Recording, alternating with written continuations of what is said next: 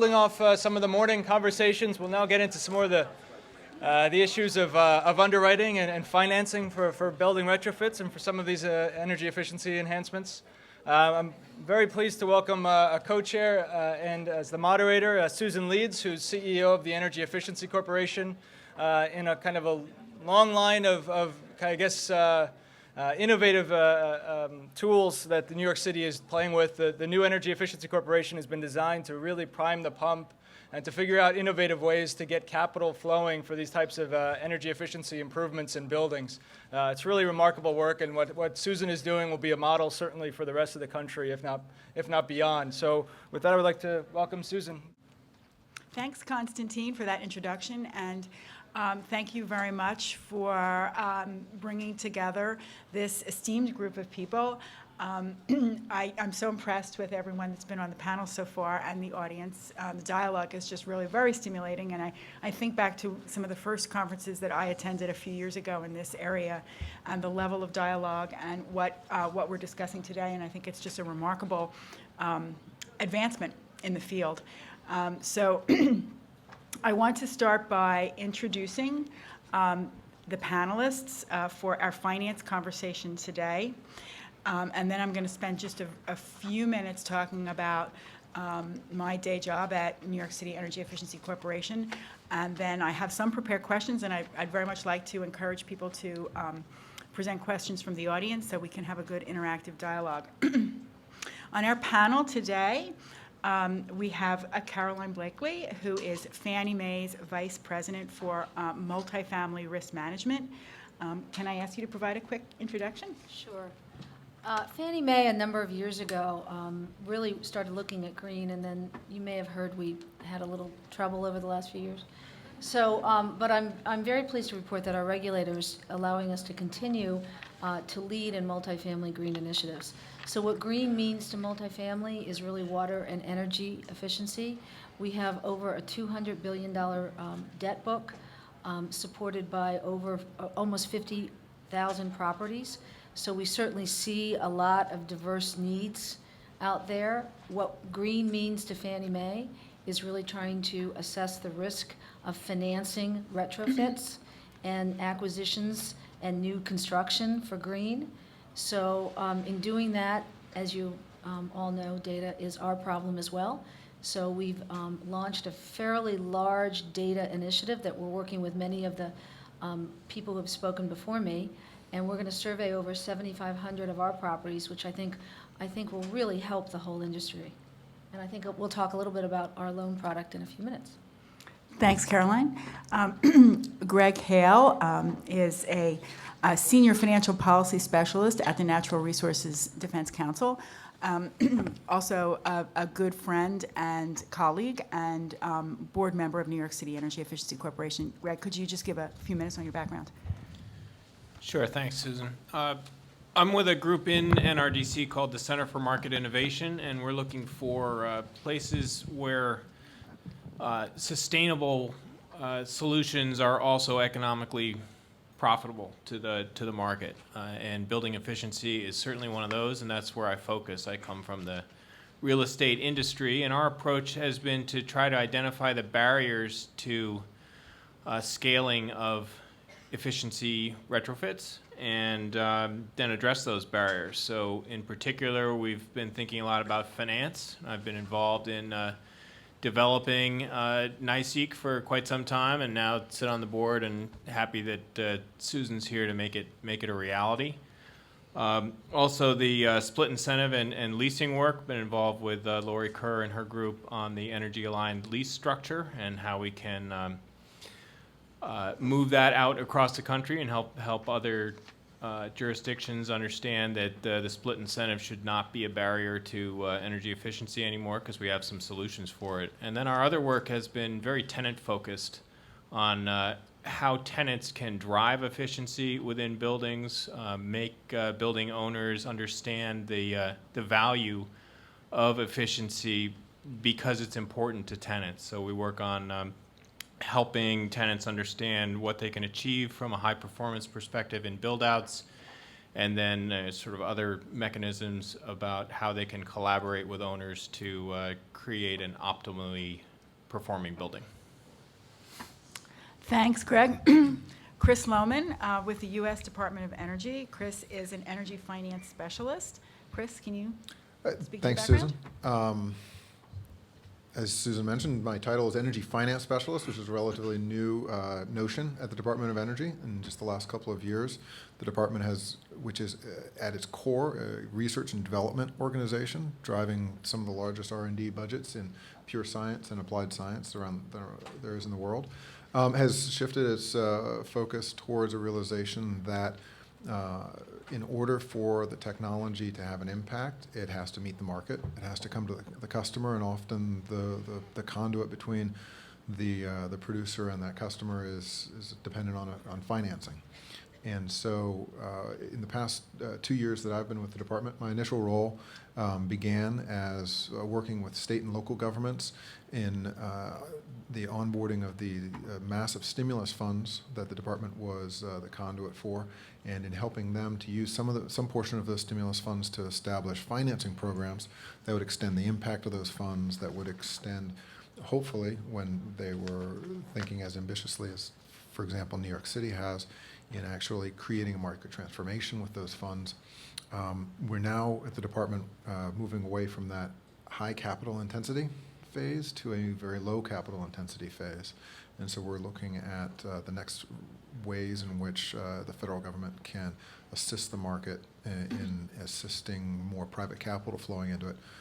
Cody Taylor's work on the Buildings Performance Database is one instance of that.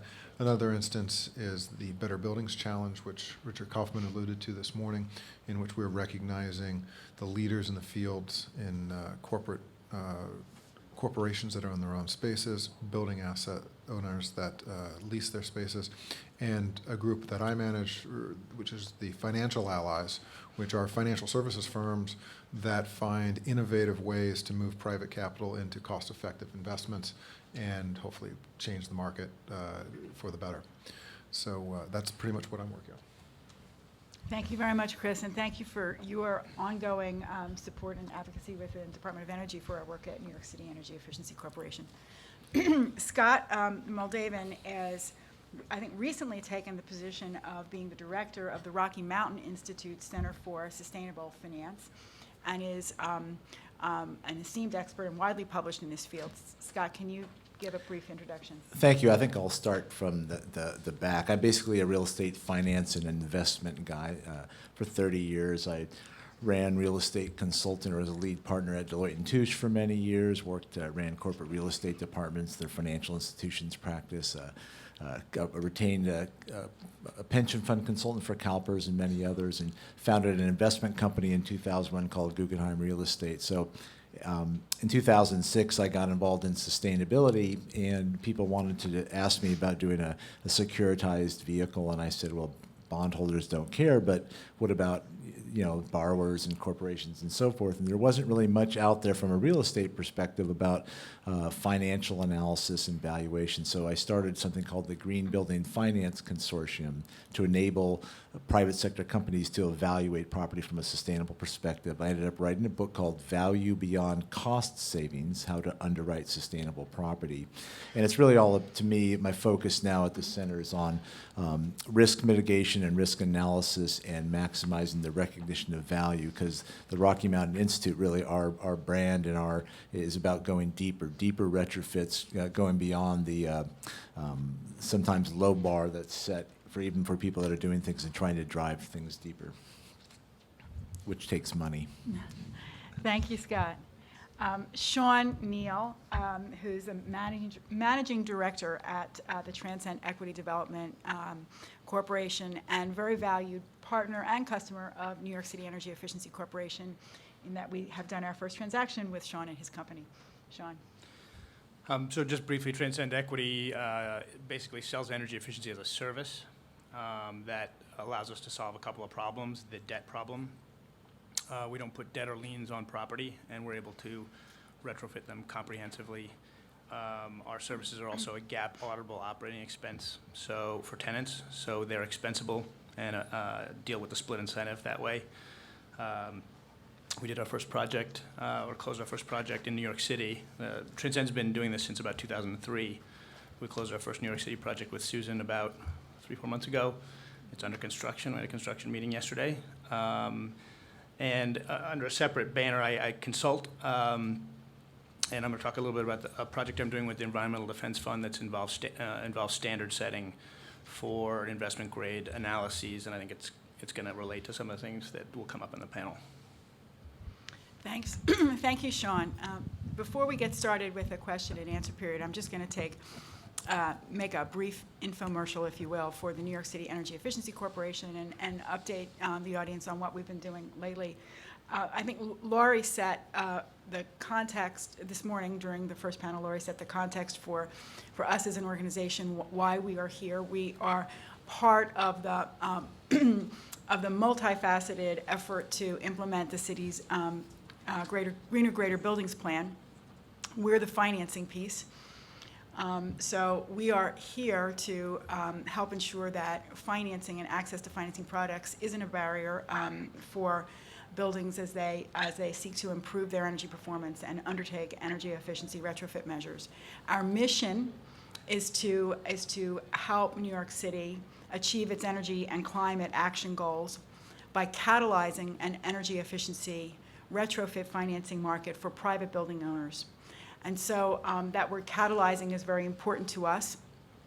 And we're very thankful to have the opportunity to use federal stimulus money and some other support that we received through several foundations and additional support from the City of New York to do just that, to look towards catalyzing new ways such that the flow of capital and access to capital isn't a barrier to making our built environment more sustainable and more energy efficient. And so I think it was very interesting to hear Richard Kaufman's comments, introductory comments this morning, as he brought a very interesting perspective to the question of how do we create more demand, how do we achieve scale. I guess we need to catalyze first and then think about scale. But he spoke about market segmentation, and that's something that we very much embrace at New York City Energy Efficiency Corporation. We do not believe that there is one approach that's going to suit the needs of all building owners and asset managers. And for that reason, we're supporting several financial products and the development of those products. And one of our key tools for doing that is to provide credit enhancement to encourage and induce lending institutions and private capital investors to put their capital, make their capital available in financing products for these projects. So I'm just going to really quickly mention 3 things that we're doing. One is the Energy Services Agreement approach, which fits Richard's characterization of a market segment that wants to make it easy and develop an outsourced solution. And that our first example of that is the transaction that Shawn mentioned at 125 Maiden Lane. We're also working putting a lot of energy and effort into the development of a mortgage-based product because we do believe that there's a core group of people out there who I would call traditionalists that don't really want to vary far away from known financing techniques or are not particularly interested in forging new relationships. They like working within existing relationships and within existing instruments that they know. And for that reason, we are using some of our capital, or we aspire to use our capital to support lenders who are interested in incorporating the value associated with energy efficiency improvements, both from an expense reduction perspective and a risk mitigation perspective, into traditional mortgage lending underwriting practices.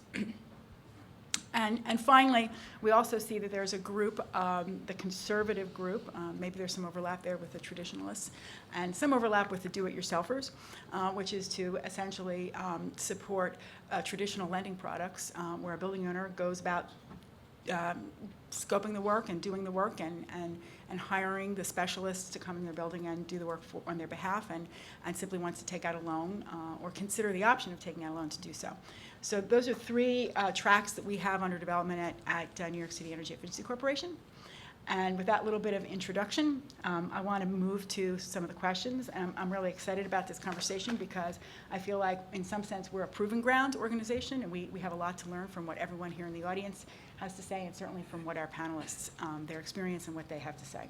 So the first area that I want to talk about, or ask our panelists to talk about a bit, is the subject of risk. You can't get too far in a discussion of financing without considering risk, and I think this is an underlying question that certainly light can be shed upon this by the various data initiatives that have been talked about this morning. We do have some fairly well-acknowledged risks that impede financing products or the extension of capital and credit, or that dictate the design of effective energy efficiency financing products. So I want to ask our panelists what they view to be the most significant risks, and I think there are two categories we can talk about: project level risk and also business model risk. And what approaches have they seen that are proving effective in mitigating these risks? Scott, could I start with you to talk about the risk question? Okay, as to project level risks, I really think about risk. I call it one options analysis. You have to figure out what I should do in the project, and there's a lot of risks there as relative to energy modeling and using integrated design and all of the product risks. There's a lot of issues relative to figuring out the options. Then you have to figure out how to execute it. Do I do an ESCO? Do I have a service integrator? Do I do it myself? And then you have the financing options. And this is all during the assessment period. And there's a lot of different financing options, including the risk of what I would call capital stack complexity. One of the biggest issues is how much lawyering you have to do to make a deep energy retrofit given the different types of capital. So that's all during the assessment period. And so and then you have what I would call the execution risks itself, the construction and all the normal parts of executing. Then you have the operating risks, making it the tenants and the managers and the thing actually work. So I break risks out all into those. And as far as mitigating these risks, because it's really about risk mitigation, particularly on the debt side, because the debt people don't get the value or the benefits if on a value side if it really works out well. They just get the mortgage payment. And so my focus is in this area is looking at the process and feature issues, integrated design, energy modeling, contracts, service providers, the actual best practices relative to green roofs or fenestration or what you do. And what we have is in the engineering and architecture community, we have a tremendous amount of knowledge about best practices, but it doesn't usually get codified well in the underwriting process to actually explain to the capital providers or the lenders the risk, how you're mitigating the risk through the actual process and the features and things that you've done. So that's one way that I think is really important. Shawn, could I ask you to comment on this question from the standpoint of the fact of a practitioner who's out there securing financing for specific projects? How much is risk a factor? And do you have any comments on the question of business model risk or risk mitigation methodologies? Yeah, so we take a number of measures to deal with risk. The first is a screening. I get excited when I see the graphs like Constantine was putting up because the data that's beginning to come out about buildings tells us where prospects are. So buildings that aren't heavy energy users, if they're already relatively efficient, we're not going to even start. So the first step is a screen. Then we have what I would call assessment risk or kind of design risk. How good is the energy model I have to assess this project? How sure do I feel about the savings? And then obviously you have construction risk. And we have in our structure a lot of ways to deal with that. Traditional construction protections around liquidated damages and bonding for the construction side. We also, then you have ongoing performance risk. The way we deal with that is we have, every project we do has active energy management. So we're on the hook to pay the property's energy bill. Every project we do, we bill them on their historical usage adjusted for weather and occupancy. It's, for those of you unfamiliar with the model, it's been around a while. It's called the chauffage model of energy efficiency. It started in Europe and it was common, and this is basically the transformation of that model to a big building, high finance world with modern accounting rules. But we have the risk of what happens with that bill over time, so we have active energy management that happens all the time, 24/7 in those buildings to make sure that they achieve their savings, so that's a key piece.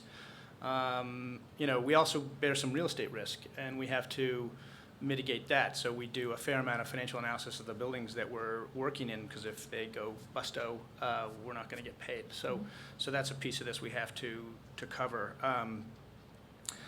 The risk that keeps me up is the performance risk piece. The best loan loss reserve is one that never gets touched, right? And so our interests are aligned in that. We never.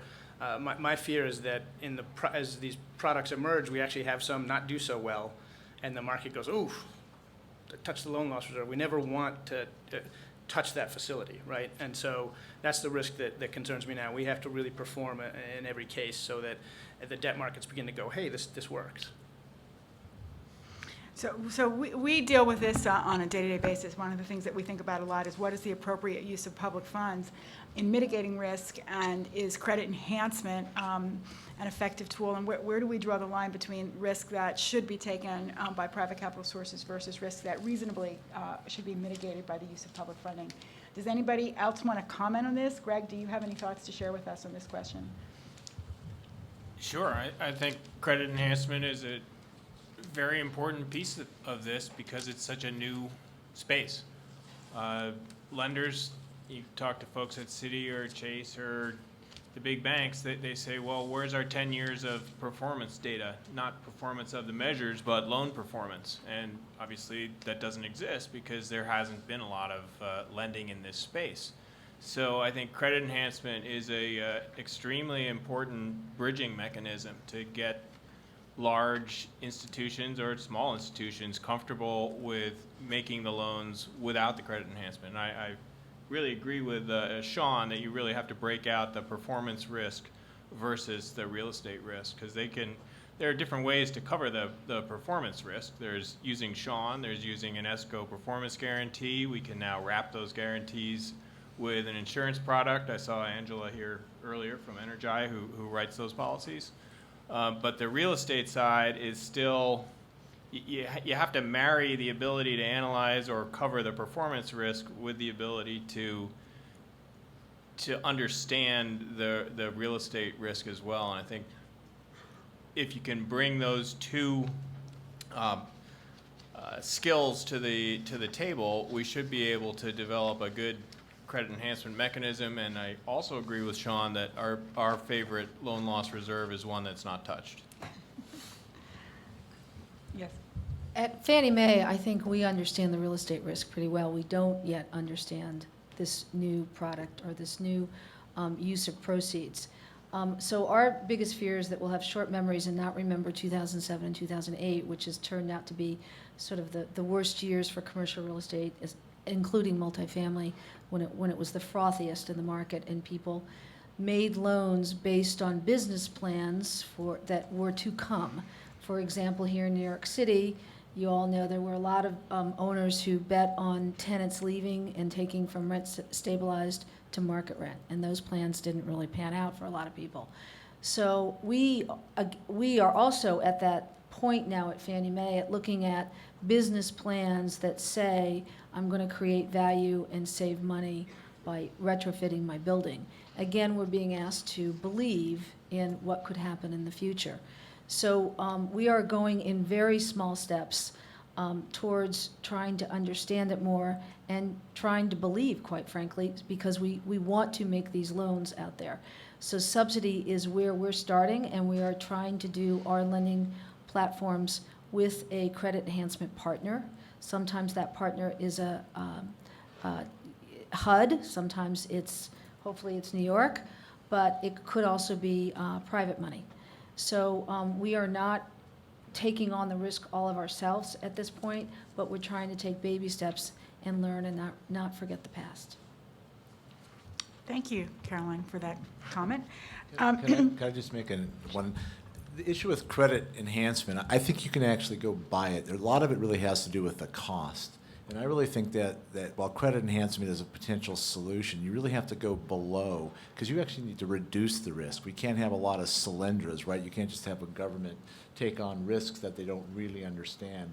And if you really understand the risks, then I think that's the fundamental place that you have to focus is on that underwriting, because credit enhancement, I mean, it's available out there. It's just, and then the other reason is if you actually want to go deeper and do more energy efficiency or sustainability, you want to actually reduce the contingencies required. If the best loan loss reserve is one you never get, what you're really saying is you're just going to reduce the risks that you take relative to how deep you're going to go.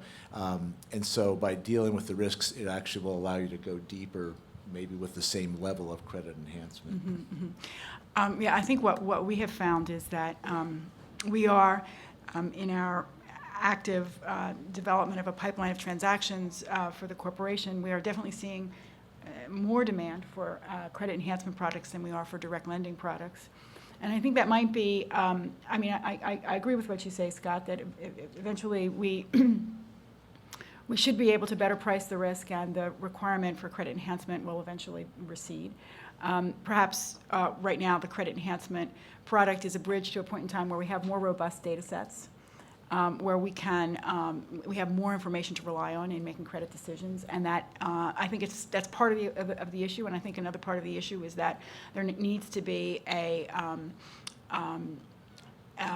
more cross-disciplinary, more professionals trained in a cross-disciplinary sense in order to be able to bring together the issues of appropriate mitigations for real estate risk and appropriate mitigations for energy performance risk.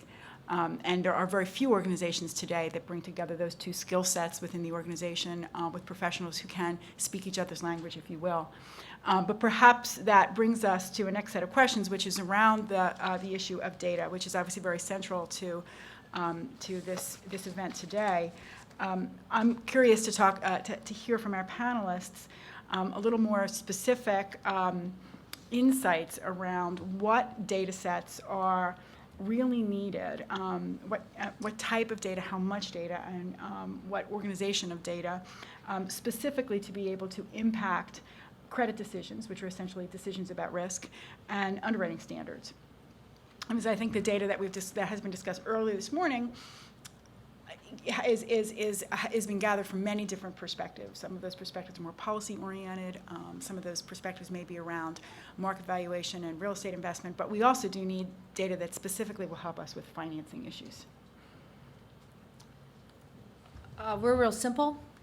We want to know, will the costs go down? So what are the costs now? And what are the savings? And did the rent go up? And so what's the rent now, and what do you expect the rent to be? This is, again, multifamily, because your tenants are living in a more efficient building. So it's pretty simple for us, I think. We're not looking for the kinds of policy-related data. We're just looking for, prove out the story that you're going to tell us. So, Caroline, is that a question of, for example, what is predicted results in relation to an energy project Yes. versus actual results, Yes. and probably in both dollars and BTU terms? It's interesting. Yes, both. We're far more interested in the dollars than we are in the energy savings, but that's because we're not trying to make our credit decisions based on making sure that there are energy savings. We, per se, we're just looking more at the cash flows. Shawn? I'll take a bit of a heretical position and say that I actually don't think data is the problem yet.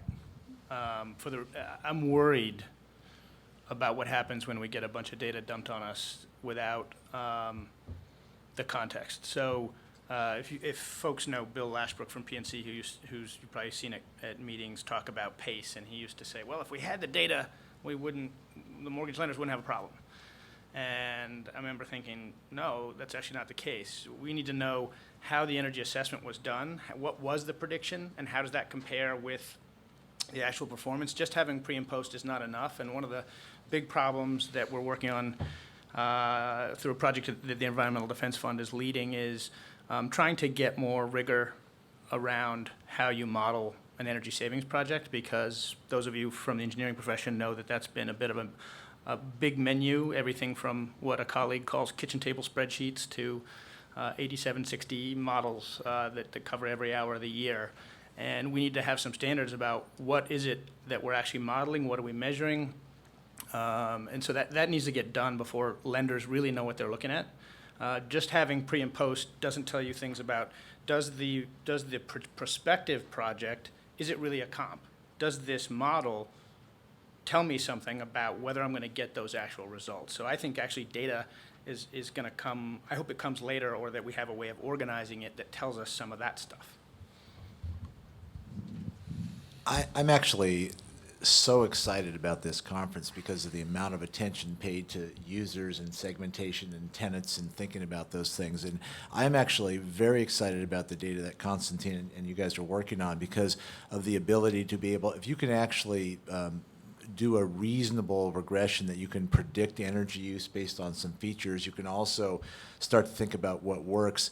And there's actually a lot of other efforts I won't go into around the country relative to market segmentation, because you actually can't afford to do energy models on most of the residential and many of the smaller properties. So I think that there's a lot of opportunity with that kind of data.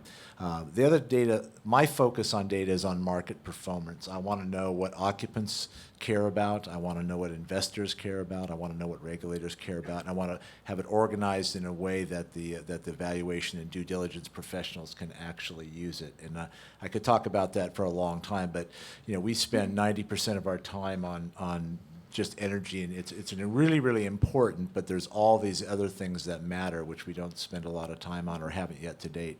And my hope is that we actually work through people like CoStar and Reese Reports and Real Capital Analytics. I worked with these guys for like 30 years. They haven't been profitable until really recently. They figured out actually how to get people to buy and use their data. I think there's a lot to learn from the big data houses that already sell to the real estate market as a way to get, and we should integrate our energy information with those guys. So I'd just like to mention that I think from our inside the Beltway, sometimes ivory palace way of looking out at the world, from the department side, what we see is that obviously the more data out there, the more ability for smart folks with hypotheses to actually test those and come up with conclusions based on empirical evidence. Sometimes why it happens that way matters a lot less than that it does consistently enough that it's worth betting your money on it. And so whether you see it's because it was a really accurate pre and post, or whether it just put a smile on people's faces and they saved money and the resulting mortgage default rate was lower in houses with lower energy consumption rate, all of a sudden it's the output that really matters that you can start putting money into. And you'll start, the more the data is there, both on energy performance, actual empirical performance of buildings, tied hopefully with performance of loans, whether it's payment on the utility bill, payment on their mortgage, or payment on that actual loan for the energy improvement, you'll start to see those entrepreneurs then digging into those testing hypotheses, finding causal relationships that exist, whether or not you could have dreamt them up on your own or not, they exist and they're worth putting money behind, and it drives things that often then incidentally is the benefit, which is energy efficiency. Incidentally lowers our consumption of foreign oil and incidentally reduces our greenhouse gases emissions. So I think that any time that we can maximize those databases, obviously, and I think we just quickly went over a couple of the empirical building performance databases, the empirical loan performance databases, and the empirical other elements around how cash flows impact things that people either make or lose money off of are essential. So I think one of the observations I have to say about these various comments is that just as we've observed that we need market segmentation because there is no financial solution that's going to meet the needs of various different building owners, we must recognize that there are very different ways in which decision makers, all under the general umbrella of finance, are using information, and that it's very important that we don't take data out of context. So, Shawn, you spoke a bit about the fact that there are standards and protocols, perhaps, that need to be well understood, and even, if I may go so far as to suggest, a raising of the bar that must happen. we should not be looking at generic data sets without having a full appreciation for what were the processes and the standards and the specific different segmentation issues that were glossed over when that data was aggregated. So I think that means that we need a fairly sophisticated understanding of the different data sets and how they can and should be used. I don't know if anyone's out there working on an initiative to organize this, but I'd certainly be curious to hear if anyone is. This is a discussion actually Cody and I had with an investment banker just this past week. One of the big challenges is how granular can you get to a data piece so that the folks who are using it have a worthwhile understanding of what the confidence level is that they should invest in it. You always have that problem in any sort of data investigation because too much granularity is overly burdensome and you can't get to the actual conclusions you're looking for. But in this case, unfortunately, we're also dealing with databases which have privacy issues or other sorts of issues that at least in hopefully this is only a transitional period, but probably for a foreseeable future, there are going to be ways that we have to shield some of that granularity of data. And so we're going to have gatekeepers who do present these data sets with some measure of description of, you will find within this data set at a minimum this level of confidence in the data. And we'll describe the level upon which this data was generated through certified auditors, gatherers of information, what sorts of data streams we've got in here at a minimum, and then here's the sort of the top level of it, so that you can start framing your assessment of what confidence level that you have to put into that. So you're right. There has to be the gatekeeper there of some sort, and it's this blended world of open data that's shielded and fuzzed over down at the most granular levels because of those privacy issues. Go ahead, Caroline. Actually, I'd make a quick comment as I'm passing the mic. Just taking that point and relating it to what Peter was talking about this morning, I do think it's critical that when we're talking about energy use intensity, we don't just say kilowatt hours per square foot and leave it at that, because there's clearly a groundswell in occupant density in corporate spaces, and we need to take account of that somehow in the standards that we're developing for how we analyze energy usage. I, too, was just talking to an investment banker and got an interesting perspective.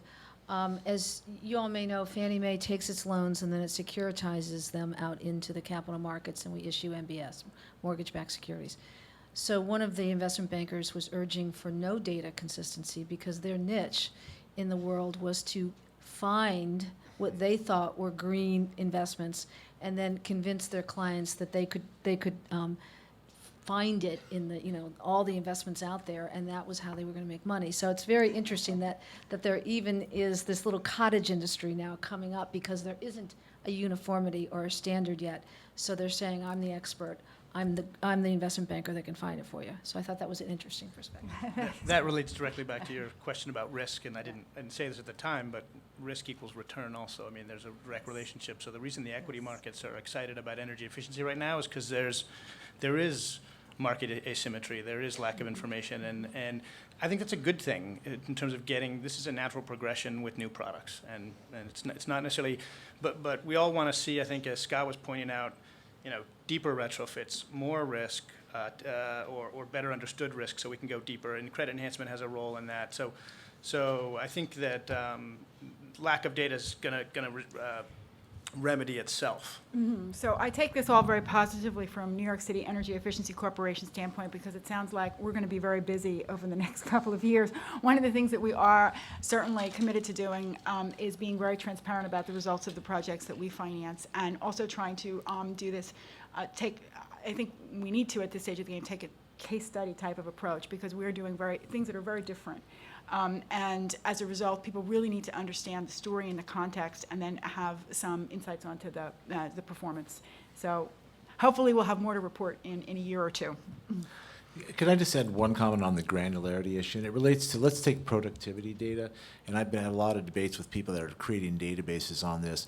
If you think about how data like that is used, it's used to get an assessment of tenant demand. It's one of the factors. And so sustainability stuff is always integrated with other stuff to figure out how it might affect rents or occupancies or tenant retention.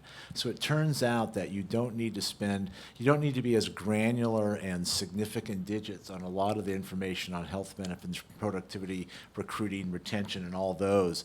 But it's the form and the nature of the content of that information doesn't need to be as precise in the way that it's put together to actually drive the market. Mm-hmm. And same with, and particularly when you think about the appraisal market, the typical way appraisers use databases, they use them to screen, to find comps, and they have to go actually verify all the data themselves. So you don't need as much granularity from the appraisal community's perspective as you might think, mm-hmm. which makes this cheaper to do. Yes.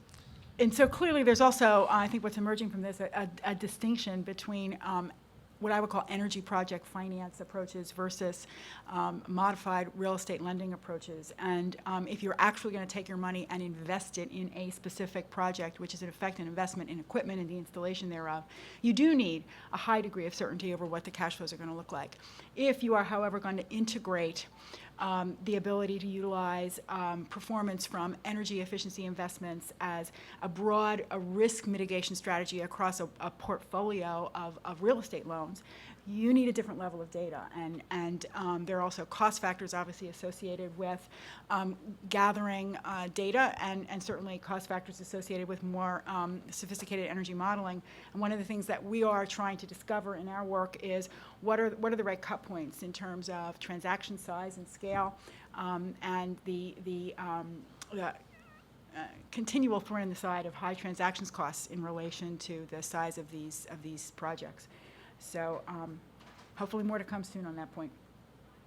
I want to turn our conversation a little bit now to away from issues that are challenges and barriers and towards some commentary from our panelists around what is working right now. I mean, we know there are a lot of ongoing challenges to the scaling of these, development and scaling of these markets.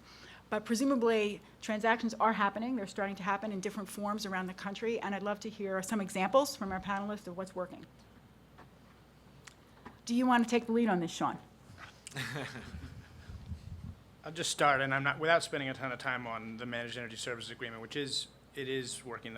Our pipeline of projects is big and growing, and actually in the past 6 months, maybe partly related to Susan's support in closing the New York City transaction, a lot more attention. I should also thank Chris, because the Better Buildings Challenge and some of the attention to this has been of enormous help. So the government, both in its kind of cheerleading capacity and the credit enhancement role, has been really powerful in terms of getting this market to move, and so I should acknowledge that. Separate from the Managed Energy Services Agreement, which I think has a great deal of potential for debt-constrained property, I think the on-bill finance movement is going to be helpful. I think you're going to see that probably less often as a standalone. I think it's certainly going to help what we do. It's going to help other structures. It's going to be a very nice security instrument for lending. And then I'll just throw out one other thing that I see as promising, and others on the panel are going to probably know more about a lot of this stuff than me, but the Keystone product in Pennsylvania I thought was pretty interesting, which is basically an unsecured loan, and I think there's kind of this connection between people who will repay their loans and people who want their buildings to be energy efficient. There's something there, and it proved out there, and I'd like to see more of that. There's also something that I know Clinton Global Initiative is working on that involves an employer incentive, Arkansas-based employer, that gives incentives for their employees to make their homes energy efficient. So those are a couple of, I think, emerging things that I think are exciting, and those are both on the single-family front. Caroline, could you speak a little bit about Fannie Mae's experience today? So Fannie Mae has its product called Green Refinance Plus. It is a product where we're offering more loan proceeds to affordable building owners. They simply have to come do a green P&A, and they can get the money to retrofit their building, and we are subsidized by HUD. So this was a partnership with the federal government, and they are providing credit enhancement, and it's going very nicely. Can you tell us a little bit about the, the demand for the product, or what kind of traction you're getting in different markets? People are beginning to understand it, and so what we didn't anticipate so much when we announced this with HUD over the summer was the amount of education that we would have to do. So I think that surprised both HUD and Fannie Mae. So we are getting traction in it. It's taken a longer period to really convince people that, no, you just do a green P&A and you can get the money. They're all wanting to do modeling or proving out their energy savings, which this particular program doesn't have to do. So I think they're just confused over that and need to put that aside and come to us and ask us. But it's going much better than it was 6 months ago. So what is the subsidy? Is it a loan? Is it an First interest loss. rate write down? No, it's a first loss piece. So HUD is providing sort of the first loss protection against loss severity. So what is the borrowers? Why would they be interested? More proceeds. They're getting So it's 5% more loan. proceeds. Okay, it's proceeds. Greg, you, I know, spend a lot of time tracking what's going on around the country and also particularly in New York. Do you have any examples for us? Yeah, I'm going to expand it a little bit. One thing that I think is working is I'm starting to see more people, both of the owners and the tenants, understanding the broader value proposition of making their spaces high-performance spaces. So when we're talking out, we have a tenant performance project that we're working on in CMI, and when we're out talking to tenants, yesterday I was with one who said they were very interested and we're trying to make their space more efficient and tell them about the return on investment for their dollars from their energy savings. And the guy said, yeah, that's very interesting. We have a big sustainability program, and I've never looked at it from a dollar's return on energy. They look at it at all of the other stuff that I struggle to tell people they should think about, all the human resources, the increased productivity, the ability to attract, retain employees. So they're starting, I'm starting to hear this increased or sort of broader value proposition from people other than me. So that's good. I think that's working. And I think that there are definitely progressive owners. Rudin, Suki's going to be up here talking in the next panel. Brookfield, I can name a list of the top tier people who are looking at this as an opportunity to differentiate themselves from their competition, to make their buildings more efficient as a way to attract tenants who are interested in it. So I think a fair amount of the work is happening at that level of ownership, but it's all being internally financed so far. People are working efficiency into their capital plans. I think of it as three different structures. You can either work on efficiency components on an ongoing basis as part of your long-term ownership strategy. You can incorporate, or number two would be incorporating an efficiency component to a larger repositioning of an asset, and the Empire State Building's a perfect example of that one. And then the third one that I think a lot of us are trying to get our arms around is actually thinking of efficiency as just a standalone investment. And I think that's the hardest one, that's the hardest nut to crack, and I think that's where we need the innovative financing mechanisms to get it done. And there are a few that are happening. PACE is working. That's a Fannie Mae endorsed product, isn't it? I'm just kidding. That was a joke.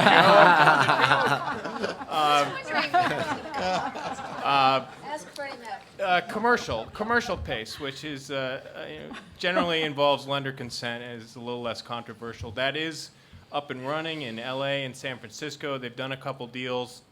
Sonoma's done some commercial PACE projects. I think that has, if we can get an overall agreement with the banking community to make it fair for everybody, and I think there's enough room to do that, I think that has a lot of promise. Chris, you see what a lot of people are doing around the country. Have we missed anything? Any standout examples from your perspective? Well, I can flesh out a little bit of what Shawn mentioned about the Keystone Helps program and talk a little bit about the residential loaning program.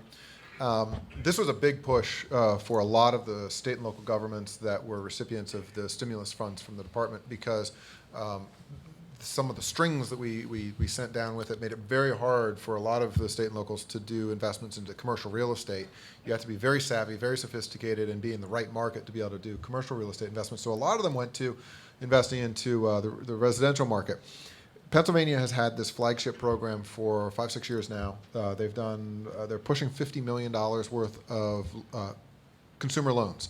The average loan value is $7,000. It gets paid off in less than 10 years. Most of it's reactionary type things. My furnace just blew up. I need a new one.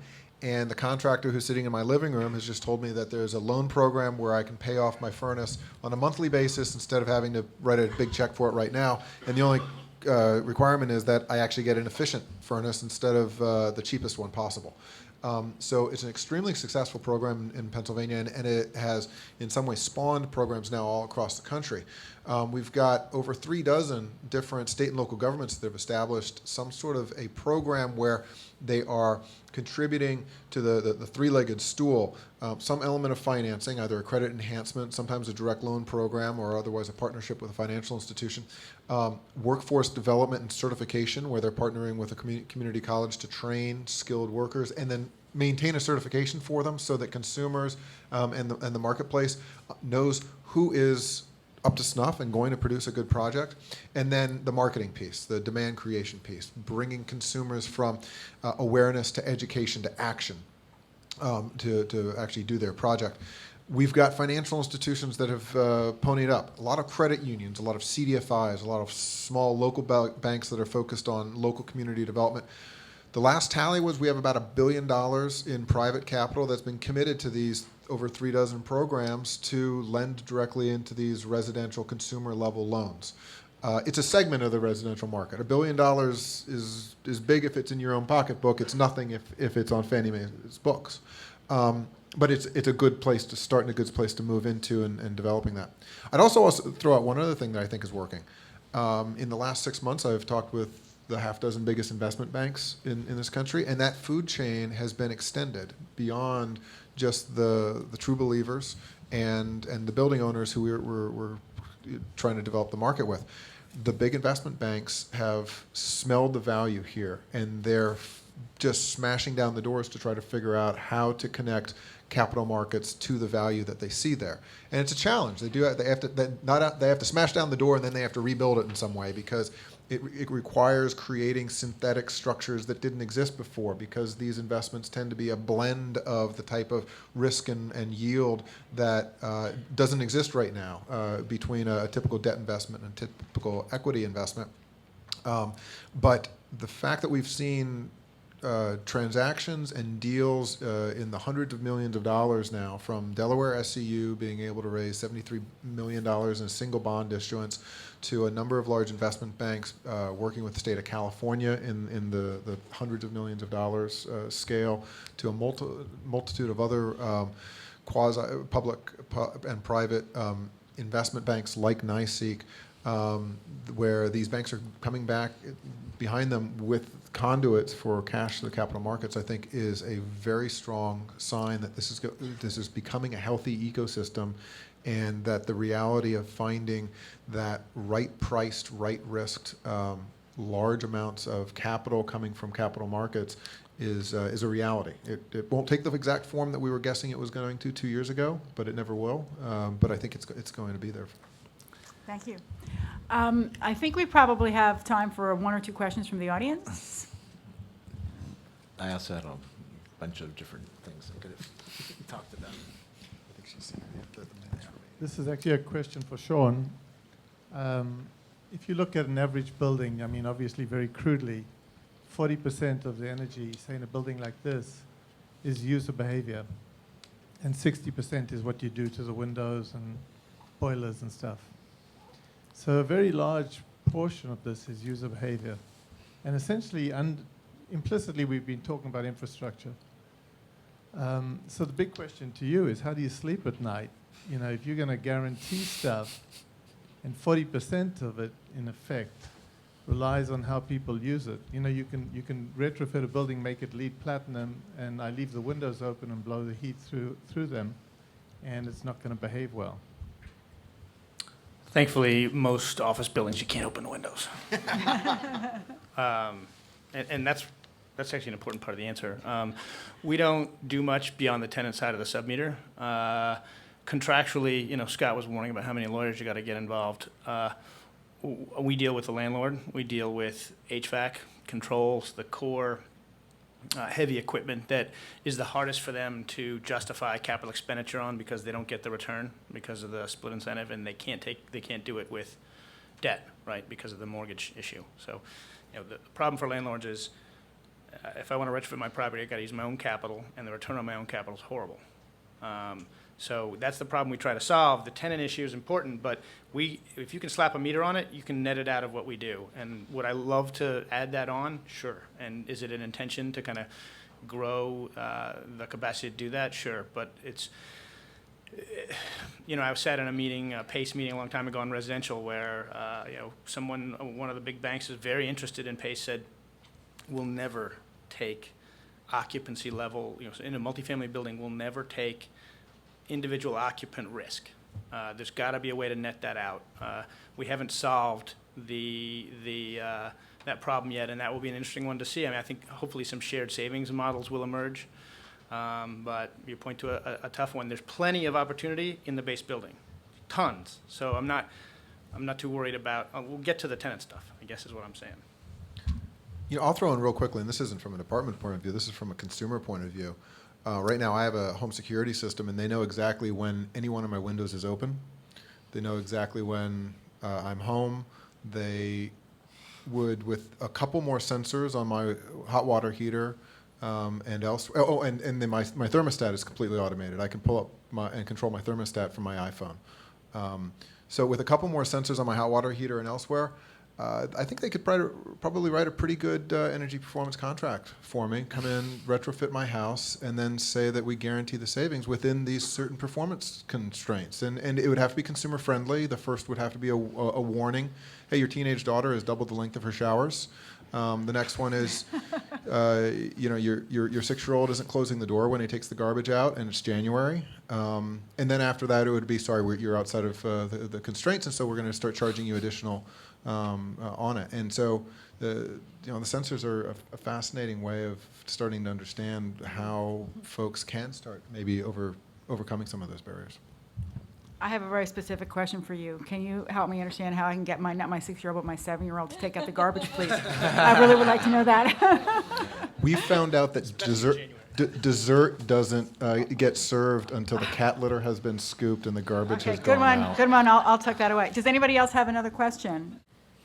Thanks. So it's the flip side of the question on the other side of the room, and that's just about literacy. Not being an investor or an owner, I would guess that there are several instances where anxious owners in fluid markets with dynamic technology have really productive, pleasant meetings with lenders or facilitators like you all, and the two sides come away understanding two different sets of expectations.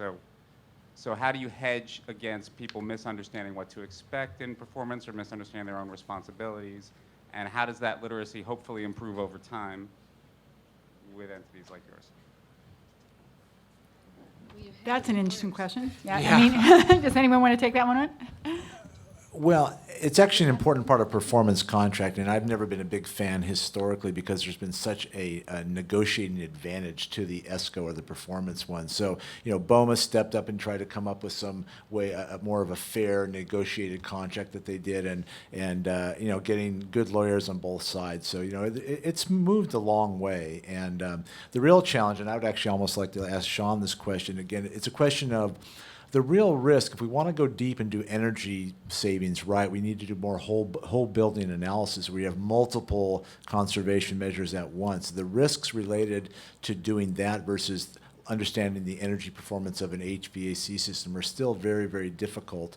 And so having ESCOs go really deep with whole building energy solutions is still a very, very difficult issue with the ESCOs, and I'm interested to know how Transcend is moved relative to the breadth of what you cover in your guarantee. Yeah, so we actually don't guarantee anything. We pay the bill. So, personal guarantee. and I don't think of us as an ESCO. We're really more of a financial solution. And most of the folks who deploy projects and build projects, the real expertise resides in the engineering firms and the construction firms that we work with. We understand enough about the modeling side and have enough experience retrofitting buildings that we have. And one of the reasons we were able to raise debt and equity for our projects is we had a track record and we had buildings where we could show that they had performed. And I became a believer when I first started working with Transcend when I saw that they had, if you were to take a line of what's 100% of project pro forma savings, and the buildings that they had done were above and below. That's real savings, right? Because you can't, if you're taking appropriate risk, you're going to have losers, right? That's why the guarantees always felt a little funny to me, because I sort of go, if I'm really taking appropriate risk, I'm going to pay out on some. I want my winners to balance my losers, right? And so, it's modeling to the edge and not just model. It's not all. This is not all software. Some of it is, a lot of it, frankly, is experience of engineers who've done this. You can't just put someone at a computer and have them figure this stuff out, and that's why, I spend a lot of my time meeting with engineering firms who have a lot of experienced people who I know understand building systems. So that's a huge piece of it. You can't. Experience is everything, and I think in the energy efficiency business, and not that many people have done a whole building retrofit. It's just not that common. I had one other comment on your earlier point about that a lot of folks can't afford a model that's a big transaction luxury. I'm a big believer in the hotbed of the industry right now is really around software and instrumentation. It's getting better and better, and I believe that we're going to see a lot of that instrumentation get better and cheaper, and we're going to work our way down to be able to, you're talking about sensors. We're going to get to a point where we can model the one-pipe steam 40-unit residential building effectively, I think.